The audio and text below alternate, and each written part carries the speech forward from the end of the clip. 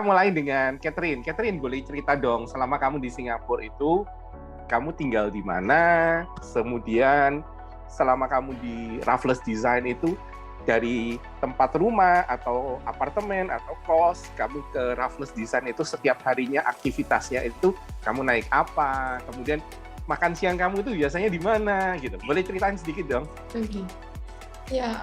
So aku udah tinggal di Singapore in Bukit Timah for like the past few years. So from Bukit Timah to Raffles, I usually take the MRT. Then I would take the MRT in transit because the nearest MRT to school is Clarke Quay, and then go to the Purple Lane. Then in school, lunchtime there is a few food places to go. Like there's 7-Eleven and I think a Thai restaurant that we would all usually eat at, or we can also order like food deliveries because luckily the school is located in like center or in the city, so there's a lot of deliveries that can be delivered to the school. Oke, the same question ke Olivia. Boleh ceritain kamu tinggal di mana?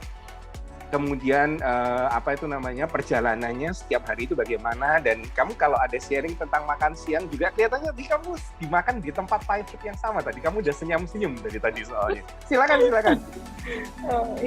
Jadi aku sama di Singapura tinggal di River Valley karena sebenarnya itu adalah rekomendasi dari Raffles juga, karena pas datang ke sini pas during my visit time to Singapore itu ke Raffles kayak mau sekalian nyari tempat tinggal, jadi kayak nanya sama Raffles ada rekomendasi nggak untuk murid-murid yang dari Indo, mungkin ada kenalan, dan ternyata mereka ada kenalin dan ternyata cocok sama landlordnya itu. Jadi I stay there from the very beginning until I graduate. Jadi Raffles juga ada bantu juga untuk nyari tempat tinggalnya, dan biasanya itu by bus only takes around 20 minutes something to the school, karena ada direct bus juga untuk nyampe ke sekolah, but have to walk only for a few minutes.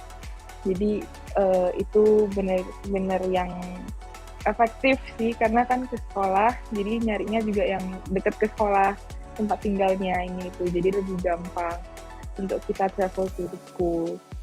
Dan biasanya kalau kita lunch time itu, karena usually me and Catherine always go together with our other friends, jadi we usually always go like to the Thai restaurant atau enggak order food, karena apalagi during the COVID time there are restrictions juga kan, jadi di dalam sekolahnya juga kita harus social distancing and everything, jadi kami mikirnya lebih gampang kalau misalnya order food dan have dine in di sekolah, dan lebih teratur gitu lah, lebih aman rasanya kalau makannya di sekolah gitu. Sekarang kelas itu kira berapa murid ya di batch kamu punya? 20?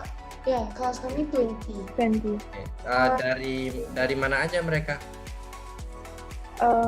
Ada yang dari Indo juga.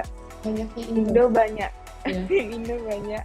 Ada yang dari Myanmar, ada yang dari Malaysia, dari China, terus that's all. I think still have others, tapi kita lupa. Dari India. Iya. Beragam sih. So you get to know different student from different country. You kind of learn about their culture and all that, right? Yeah. Olivia itu tadi ngomong teman Indonesianya banyak. Olivia ini. Tapi saya yakin Olivia pasti punya banyak teman yang bukan orang Indonesia juga, ya kan? Bedanya apa berteman sama orang Indonesia sama berteman yang bukan dengan orang Indonesia? Bedanya apa? Ini nggak ngomong ini kok, nggak ngomong rasis, nggak ngomong apa, tapi sharing aja gitu. Kalau sama orang Indonya sebenarnya bukan ngeliat dari mananya juga, lebih ke personality-nya sih sebenarnya, ke individunya. Karena ada juga yang misalnya dari sesama Indo, cuman memang yang bukan terlalu cocok atau apa juga kita juga nggak bisa paksa, tapi just like what Catherine said, we are open. Jadi selama kita masih berteman ya tetap ngobrol ini itu, cuman bukan berarti kayak ngelihat dari negara mana jadi lebih dekat sama yang mana, but it's more to the personality sih, lebih cocoknya kemana, karena kan kadang ada yang nggak sefrekuensi ini itu, how we kayak gimana kita berinteraksi sih, karena kan sifat-sifat juga berbeda gitu. Jadi kalau ada yang dari negara lain juga ada yang deket juga sama kita juga, ada yang segrup. Jadi sebenarnya seru karena banyak orang dari, bukan cuma dari Indo, jadi kita bisa belajar juga. Karena keuntungannya punya banyak teman itu apa sih keuntungannya? Terutama teman dari Indonesia dan teman dari luar Indonesia. What are the good things about having many friends, even the Indonesian friends or non-Indonesian friends? Social skill kita lebih diasah. Jadi dari communication kita sebenarnya itu benar-benar ngebantu banget. Karena kalau misalnya kita cuman di situ-situ aja, kita nggak terlalu nge-improve skill kita. Social skill karena sebenarnya penting juga di kehidupan sehari-hari kan. Jadi communication dan cara kita nge-behave towards other people itu benar-benar ngebantu, karena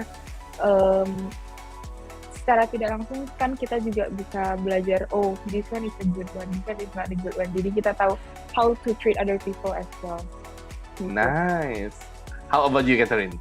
Yeah, also kayak from each other we learn a lot of things. Kayak, for example, we didn't know how to do that, then she share how to do that, then it's all about like sharing different knowledges across like the whole group of us. Then it's very fun when you get to know a lot of people.